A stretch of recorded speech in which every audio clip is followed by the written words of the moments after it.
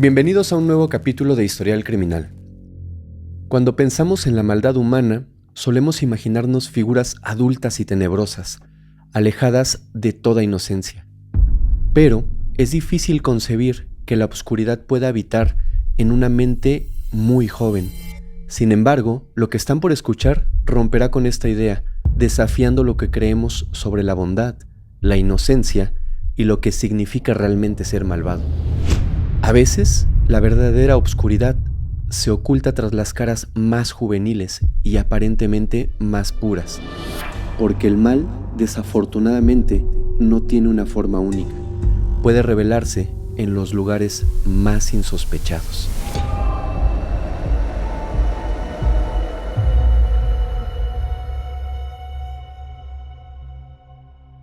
En una de las épocas más sombrías de la historia de Argentina, nació un niño que dejaría una huella imborrable en la ciudad de Buenos Aires. Su nombre, Cayetano Santos Godino. Cayetano nació el 31 de octubre de 1896, pero su destino estuvo marcado por el suicidio desde el primer momento en el que llegó al mundo. Fue criado en un ambiente hostil. Cayetano fue víctima constante de todo tipo de... Sus padres eran inmigrantes italianos que provenían de Calabria. Apenas lograban sobrevivir en los húmedos albergues de Buenos Aires, que eran unos refugios temporales donde la miseria desafortunadamente reinaba. Su padre, Fioro Godino, era un hombre problemático, con una dependencia severa a la y un temperamento explosivo. Además, padecía de una enfermedad venérea que comprometía tanto su salud física como su salud mental. Los efectos devastadores de esta enfermedad podían incluir serios trastornos mentales, como la pérdida de la razón y alucinaciones en algunas ocasiones, síntomas que podían manifestarse prácticamente en cualquier momento. Lucía Rufo, la madre de Cayetano, también habría sido afectada por esta condición, y aunque no existen pruebas definitivas, todo indica que Cayetano nació con la misma infección. Pero en esos tiempos, las limitaciones de la medicina hacían realmente imposible llegar a un diagnóstico claro. Se cree que la enfermedad que afectaba a Cayetano pudo haber afectado sus funciones cerebrales, aunque nunca se confirmó debido a la falta de estudios en ese entonces. Lo que sí era evidente es que Cayetano nació extremadamente frágil y con una salud precaria. Además, padecía constantemente de gastroenteritis, una inflamación intestinal que, sumada a las deplorables condiciones en las que vivía, pues empeoraba su estado físico. La pobreza extrema y el abandono en los que creció su familia agravaron realmente su situación. Cayetano libraba una batalla constante contra infecciones que minaban su salud, impidiendo su desarrollo de una manera normal.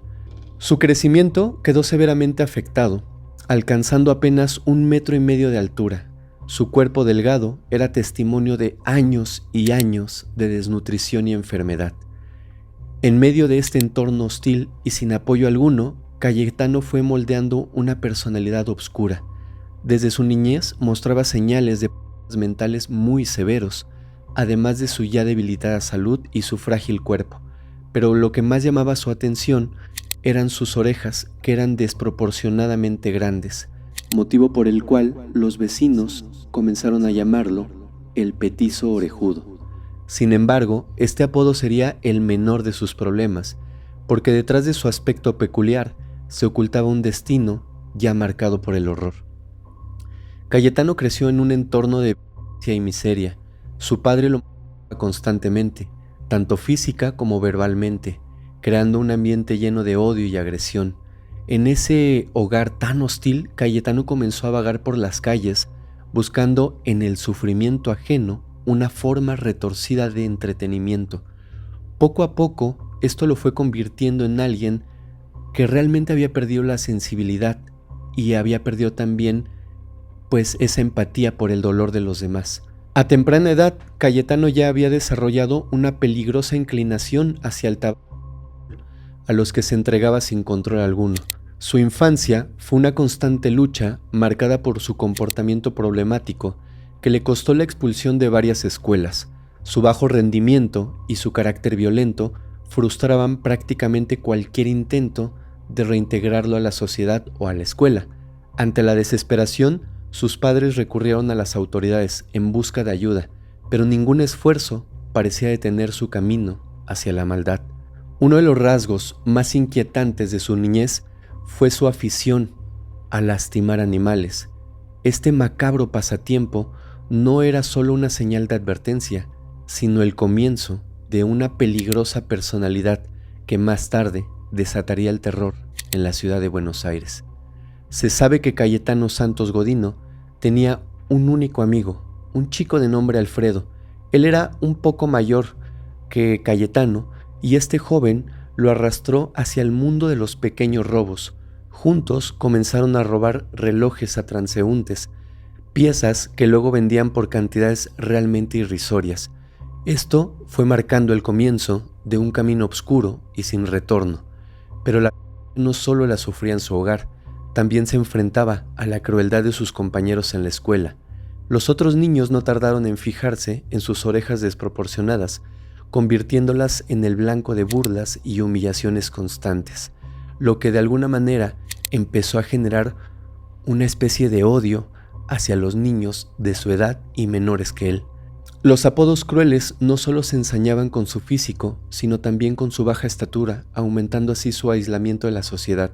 Estas burlas continuas, sumadas al mal físico en su hogar, probablemente empeoraron el comportamiento rebelde de Cayetano. La frustración acumulada por los injustificados de su padre la descargaba en la escuela, donde su temperamento lo hacía destacar de la peor manera. Los apodos, tanto en casa como en el colegio, lo empujaron a una situación realmente insostenible. Finalmente, Cayetano abandonó la escuela sin haber aprendido a leer o escribir, pero con una rabia interna que solo encontraría escape en los actos más violentos que se pueden imaginar. La mente de Cayetano ya comenzaba a gestar fantasías perturbadoras, y no pasó mucho tiempo antes de que esas fantasías se empezaran a materializar. Sin supervisión alguna y con la indiferencia de unos padres que apenas prestaban atención a su comportamiento, Cayetano tenía realmente vía libre para actuar a su antojo. Miguel de Paoli, un niño que apenas tenía 1 año y 9 meses, fue la primera víctima del infame Cayetano. Según los relatos, Cayetano engañó al pequeño y lo llevó a un terreno baldío. Una vez ahí, lo golpeó fuertemente y lo arrojó entre los arbustos. Con un ladrillo en la mano y a punto de cortar la cabeza del indefenso menor, Cayetano fue sorprendido afortunadamente por un policía. Este lo detuvo justo a tiempo, llevándolo de inmediato a la comisaría. Cuando su madre Lucía llegó a la comisaría para recogerlo, Cayetano intentó justificarse con una absurda excusa. Afirmó que el pequeño Miguel lo había atacado primero y que él solamente estaba defendiéndose. Una explicación realmente ridícula, considerando que Cayetano tenía al menos 6 años más que el niño. Sin embargo, como Miguel no presentaba heridas graves, las autoridades trataron el incidente como un simple altercado entre niños, una pelea normal, y no tomaron ninguna medida para corregir el comportamiento de Cayetano. Desafortunadamente, esa falta de acción sería un error fatal. Si hubieran investigado más a fondo, habrían descubierto que los demonios que habitaban dentro de Cayetano ya comenzaban a tomar el control de su ser. En 1905, Cayetano aprovechó su astucia infantil y engañó a una pequeña llamada Ana Neri, de apenas 1 año y 6 meses, llevándola nuevamente a un terreno baldío. Sin piedad alguna, tomó una gran roca con la intención de acabar con su corta vida. Sin embargo, justo cuando estaba a punto de cometer el atroz acto, nuevamente una persona intervino. En esta ocasión era un policía, frustrando una vez más sus planes. Cayetano fue llevado a la comisaría nuevamente, mientras que la pequeña Ana fue trasladada de inmediato para recibir atención médica. A pesar de haber sido atrapado en plena agresión, las autoridades no podían detenerlo ni procesarlo. Esto debido a que en esta época las leyes no contemplaban la posibilidad de que personas de la edad de Cayetano, 7 años, fueran responsables de este tipo de situaciones que solían ser cometidas generalmente por adultos. Es por eso que no existía una ley que pudiera aplicarse contra Cayetano. Cayetano, con tan solo 8 años, fue liberado esa misma noche tras una simple advertencia a sus padres. Se le sugirió que le dieran un correctivo y que lo castigaran en casa. Por su parte, Ana necesitaría 6 largos meses para una recuperación del brutal, una muestra más de la impunidad con la que el joven perpetró sus terribles actos. Ya para el 29 de marzo del año de 1906, María Rosa, de apenas 3 años, se convirtió desafortunadamente en la primera persona que sufriría realmente a manos de Cayetano. A sus cortos 9 años, Cayetano ya había comenzado a desatar la brutalidad que llevaba dentro, mostrando al mundo la oscura senda que ya estaba dispuesto a recorrer. Como parte de su macabro modus operandi, llevó a la niña a un baldío, un lugar que para él ya era un escenario habitual para sus atroces actos. Según los reportes, intentó privarla del aire con sus propias manos, pero al no tener la suficiente fuerza, decidió algo muy cruel: la viva. La pequeña María fue arrojada a una zanja, donde la cubrió con latas y basura, dejándola prácticamente lentamente bajo el peso de los desechos. Tristemente, el cuerpo de María Rosa no fue encontrado de inmediato, lo que permitió que el crimen pasara desapercibido para las autoridades. No obstante, las tendencias violentas de Cayetano no pudieron permanecer ocultas por mucho tiempo. Apenas 7 días después de haber arrebatado la vida de María Rosa, su padre hizo un macabro hallazgo. Bajo la cama de Cayetano encontró varios cadáveres de aves, algunas mutiladas y con evidentes signos de agresión. Incluso una de ellas estaba dentro de uno de los zapatos de Cayetano. Este hallazgo debería haber sido una clara señal de alarma, ya que la crueldad hacia los animales es uno de los indicadores tempranos más comunes de quienes en el futuro se convierten en psicópatas. Las quejas de los vecinos comenzaron a inundar la comunidad, alarmados por la misteriosa desaparición de sus mascotas y animales de corral. Era un secreto a voces: el responsable era Cayetano, quien encontraba un obscuro placer al observar cómo la vida se desvanecía lentamente de los cuerpos de estos inocentes animalitos. Este descubrimiento fue la gota que colmó el vaso, y su padre, desesperado por la creciente preocupación de la comunidad, decidió buscar ayuda en las autoridades, con la esperanza de corregir la perturbadora conducta de su hijo. No fue difícil hacer la conexión entre la desaparición de animales y Cayetano. Con un pesar profundo, su padre lo llevó a la comisaría, con la intención de que una experiencia dura le sirviera como lección. Ahí imploró a uno de los policías que encerrara a su hijo, un niño de apenas 9 años, algo que resultaba realmente increíble, pero pues su comportamiento rebelde y las molestias que estaba causando en el vecindario no eran para menos. Finalmente, las autoridades accedieron, decidiendo mantener a Cayetano tras las rejas por más de 2 meses. Sin embargo, el hecho de que su padre optara por entregarlo a la policía en lugar de abordar el problema de manera directa generó un daño profundo en la psique del pequeño. Lo ideal habría sido que su padre se acercara a una instancia de salud mental para que atendieran a Cayetano de la manera adecuada. Realmente se dieron muy tarde que el problema de Cayetano no se iba a solucionar encerrándolo. Esto realmente lo agravaría. Para él fue un trauma que solamente alimentó su ira y sentimientos de incomprensión.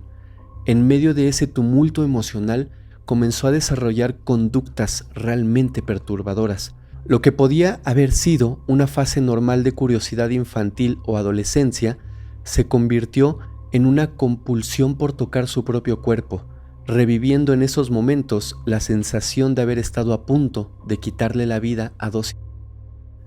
A sus apenas 9 años, Cayetano ya exhibía rasgos de un comportamiento psicópata. Tras la aparente victoria de su padre, al lograr que su hijo fuera encerrado, no hubo más reportes de su mal comportamiento durante aproximadamente casi 2 años, pero es razonable suponer que la incontrolable necesidad de hacer daño seguía latente en él.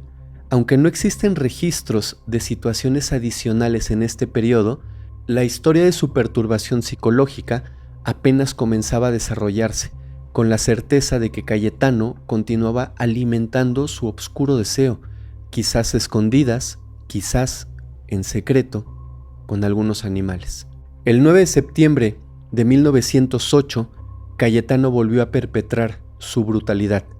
Esta vez condujo a Severino González, de apenas 1 año y medio, a un lugar desolado, en una bodega. Cayetano intentó sumergiéndolo en un bebedero para caballos, colocando una tabla sobre él para mantenerlo abajo. Sin embargo, el pequeño, con un instinto de supervivencia admirable, logró desprenderse de la tabla justo cuando Cayetano intentaba volver a colocarla. Fue en ese momento que afortunadamente el dueño de la bodega, un hombre llamado Zacarías, lo descubrió. Cayetano, en un intento por justificarse, afirmó que solamente intentaba rescatar al niño porque, según él, una mujer vestida de negro lo había arrojado ahí. Zacarías no cayó en la trampa de su mentira y decidió llevarlo a la comisaría. Al recibir la impactante noticia, el padre de Cayetano había decidido que lo encerraran una vez más, pero Cayetano, asustado, decidió huir. Su fuga fue realmente muy breve. Esa misma tarde, las autoridades lograron localizarlo y para esa noche ya estaba tras las rejas de la comisaría. Al día siguiente, su madre llegó para sacarlo de su encierro, pero no sin antes tener una acalorada discusión con Godino, el padre del joven, quien deseaba realmente que Cayetano permaneciera en prisión. Su padre ya se había dado cuenta de lo que su hijo era capaz, pero su madre lo rescató una vez más. Tan solo 6 días después de su liberación, el 15 de septiembre, Cayetano cometió otro acto atroz. Le los párpados a Julio, de tan solo 1 año y 10 meses, justo frente a la puerta de su casa.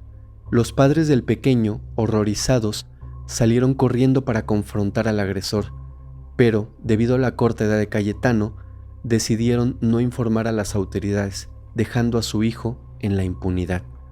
Finalmente, el 6 de diciembre del año 1908, su padre y Lucía, su madre, tomaron la decisión de entregarlo a las autoridades. La razón detrás de este acto permanece en la oscuridad, pero es más que obvio que era por toda la fila de actos atroces que había hecho Cayetano.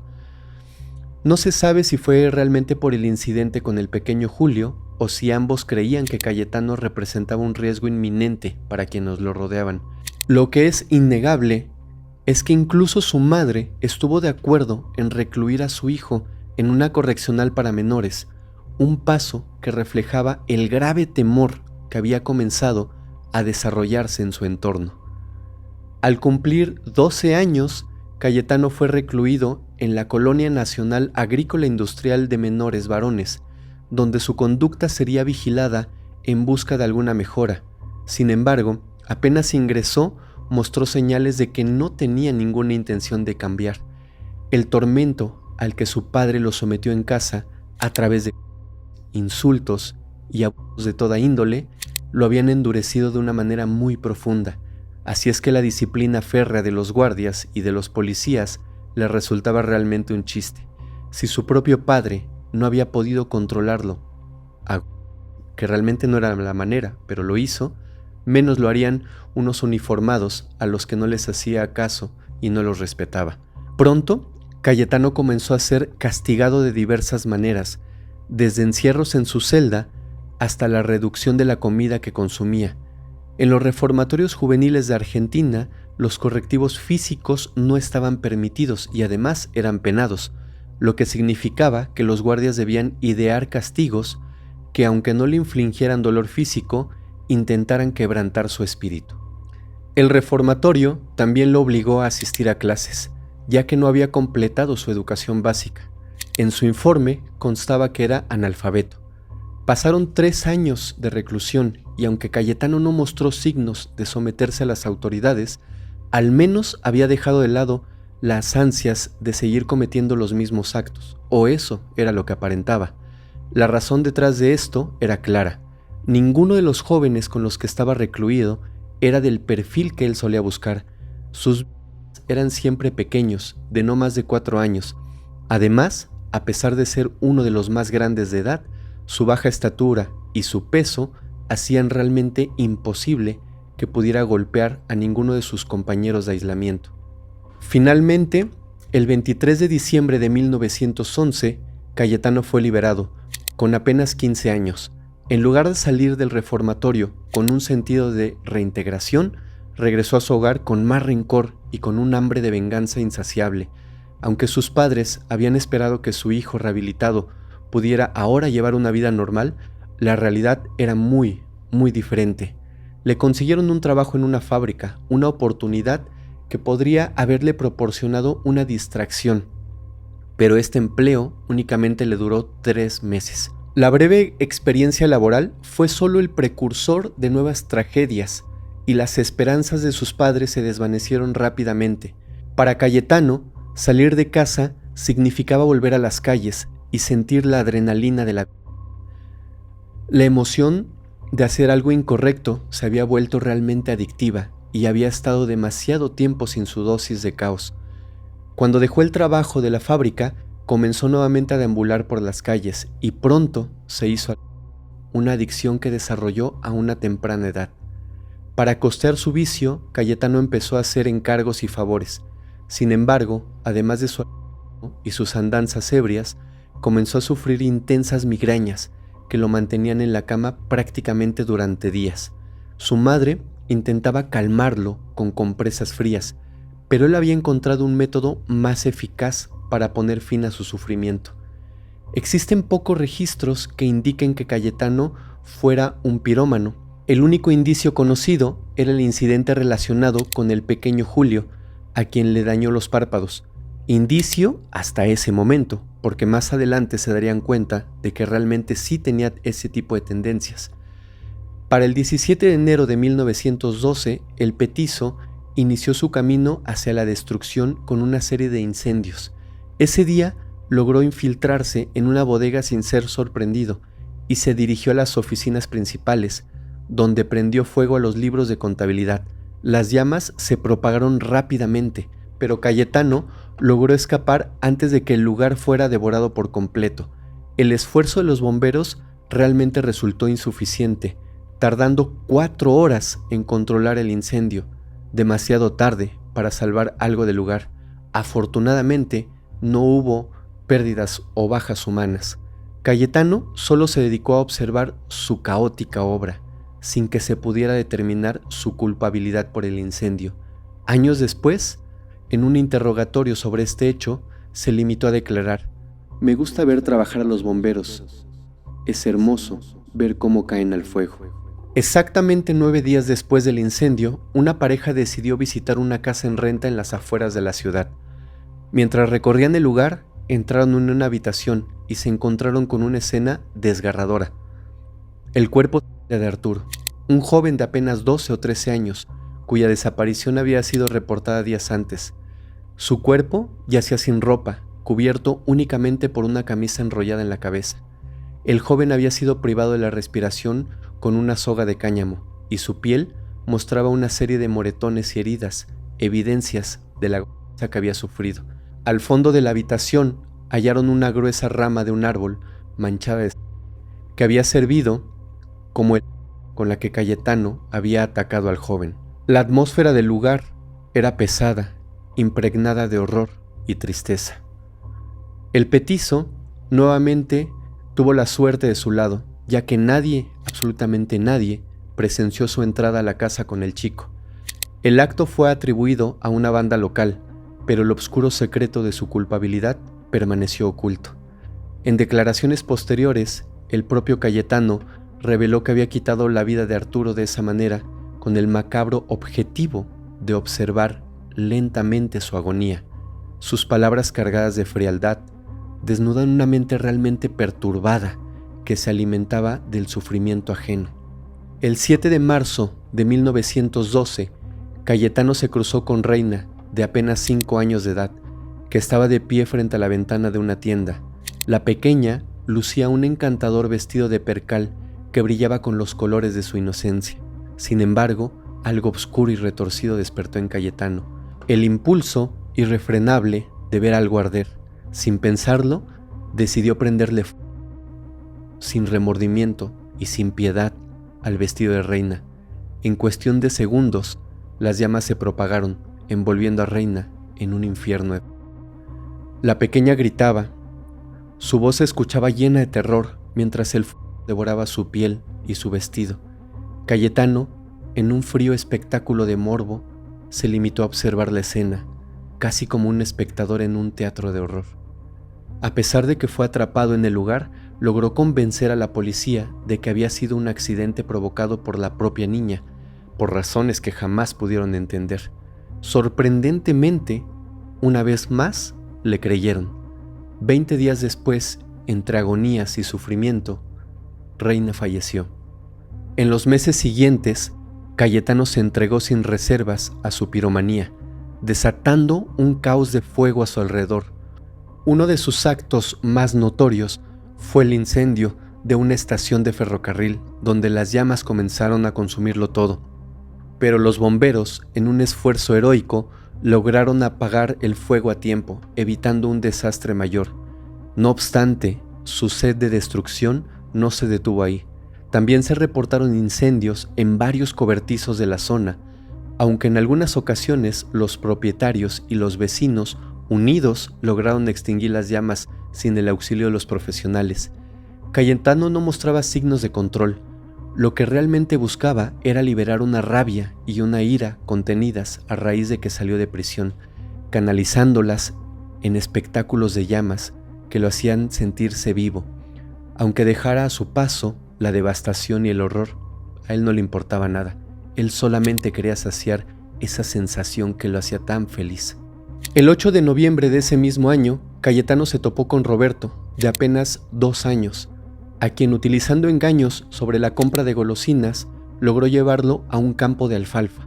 Una vez ahí, el pequeño fue acostado boca abajo, mientras Cayetano le ataba los pies con una cinta y utilizaba su cinturón para darle 2 vueltas alrededor del cuello. En medio de ese macabro acto, un trabajador del sembradío logró captar la espantosa escena. Cayetano estaba dejando sin aire.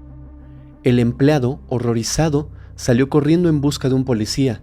Regresaron juntos al campo, solo para encontrar a Cayetano en pleno acto.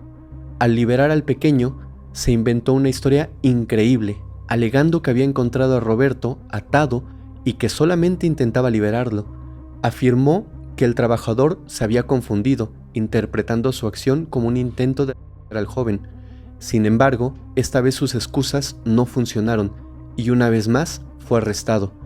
En la estación de policía se llevó a cabo un recuento de los hechos, donde la búsqueda de pruebas fue exhaustiva, incluyendo el testimonio del hermano mayor de Roberto, quien había presenciado cómo el petizo se llevaba a su hermano. A pesar de las minuciosas investigaciones, después de 4 días de arresto, Cayetano recuperó su libertad una vez más. ¿La razón?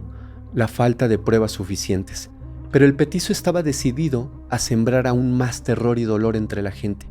4 días después de su liberación, el 16 de noviembre, se encontró con otra pequeña desafortunada. Esta pequeña, de apenas 2 años, que vagaba sola por la calle, se encontró con Cayetano, quien con una malicia premeditada la condujo hacia un lote baldío, algo ya muy común en su modus operandi, a solo 4 cuadras de su hogar. Una vez ahí, le pegó un par de veces, asegurándose de no dejar marcas visibles en su frágil cuerpo. Cuando estaba a punto de quitarle la vida, un guardia de seguridad lo sorprendió en el acto. Una vez más, el petizo tejió una excusa convincente, alegando que la niña se había perdido y que él la había encontrado y únicamente quería ayudarla. El guardia, confiando en la historia del joven, los acompañó a la comisaría. Ahí Cayetano, con una aparente calma, explicó lo sucedido. Los oficiales, sin sospechar de su verdadero propósito, lo dejaron ir, como si nada, absolutamente nada, hubiese ocurrido.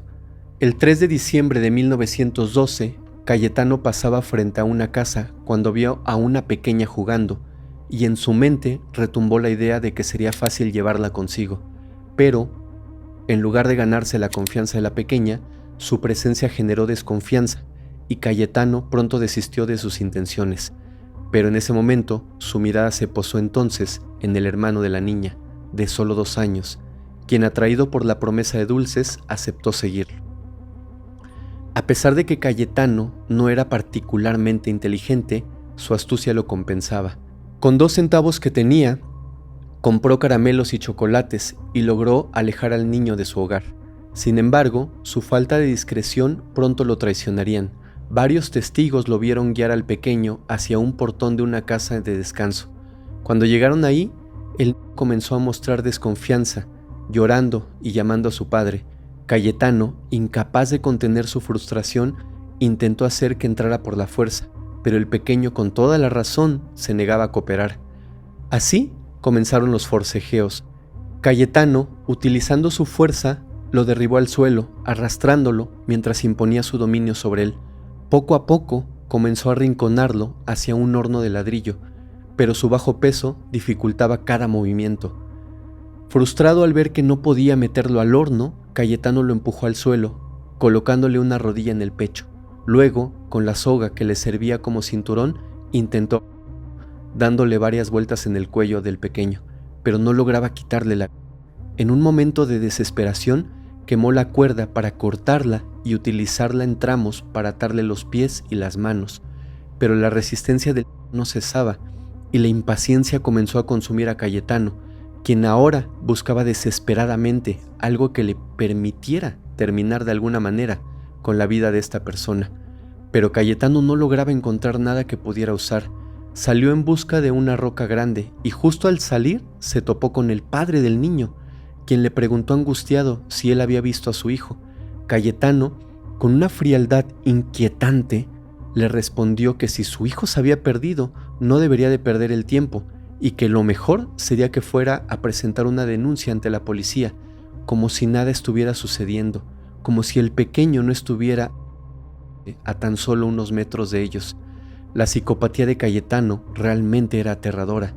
El padre, desconcertado, se marchó y Cayetano comenzó a buscar un clavo tirado en el suelo.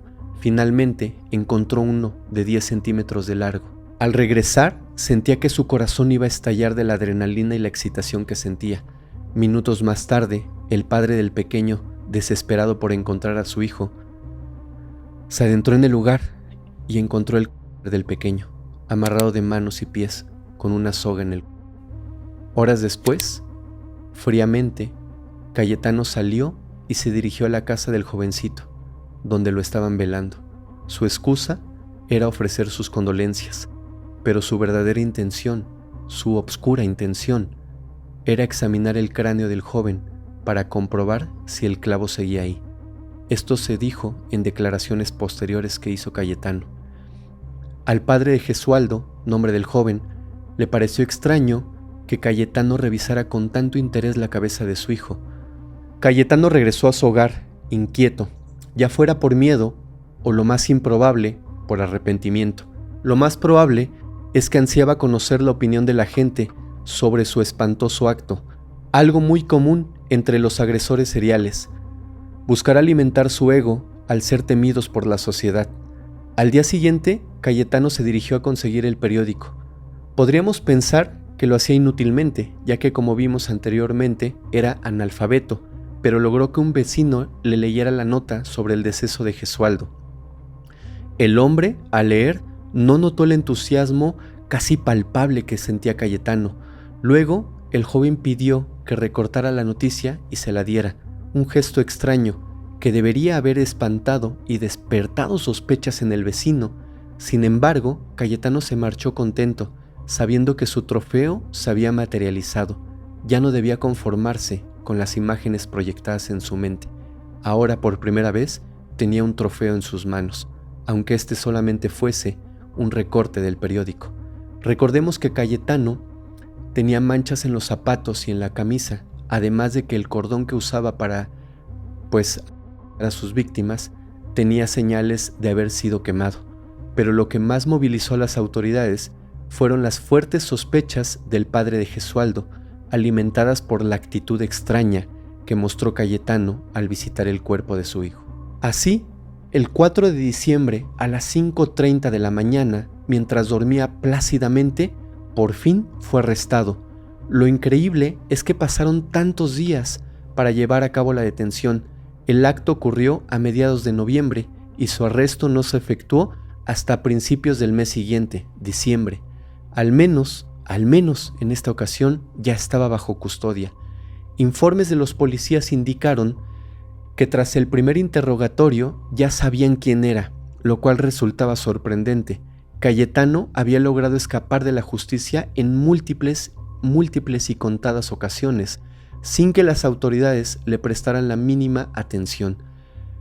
La dudosa perspicacia de los policías se vio reforzada por los testimonios de 2 adultos y 3 menores, además de las pruebas físicas en las ropas de Cayetano. Ante todas las pruebas, como es habitual, Cayetano negó en múltiples ocasiones haberle quitado la vida absolutamente a nadie, argumentando que después de ir a la tienda a comprar caramelos, se separaron y nunca más se volvieron a ver, pero los policías lo llevaron a la morgue para que viera el cuerpo. Ellos pensaban que de alguna manera esto detonaría justo en ese momento algún sentimiento, algún gesto o algo que les diera un indicio de que Cayetano había sido el culpable. Y fue en ese momento cuando finalmente lo confesó todo. El proceder de las autoridades en ese momento fue profundamente cuestionable, ya que las autopsias no permiten el ingreso de personas ajenas a los involucrados en el procedimiento, pero los agentes buscaban desgastar al adolescente hasta que aceptara finalmente su responsabilidad. Pero lejos de rendirse, al comenzar la exposición del cuerpo por parte de los médicos forenses, se pudo observar en Cayetano una fría y obscura expresión de satisfacción, casi perturbadora. Finalmente no solo confesó todo lo que hizo, sino que también admitió haber causado decenas de incendios en su barrio, haberle arrebatado la vida a otras personas y haber herido a algunos otros. Además, reveló que había maltratado a numerosos animales, dejando un rastro de horror en su trayectoria. Cayetano fue trasladado provisionalmente al Hospicio de las Mercedes, una institución psiquiátrica en Buenos Aires, donde fue recibido el 13 de enero del año 1913. Ahí podría ser juzgado como un adulto, siempre que se determinara su capacidad para poder discernir entre el bien y el mal. Por esta razón, el juez José Antonio decidió enviar a un especialista para realizar evaluaciones psiquiátricas y psicológicas necesarias y así indagar si Cayetano podía entender que sus acciones eran erróneas y que causaba daño a personas inocentes. El 31 de enero se presentó un dictamen que constaba de 3 puntos. El primero, el procesado no era un alineado mental insano según las aceptaciones legales. Segundo, sufría de locura moral.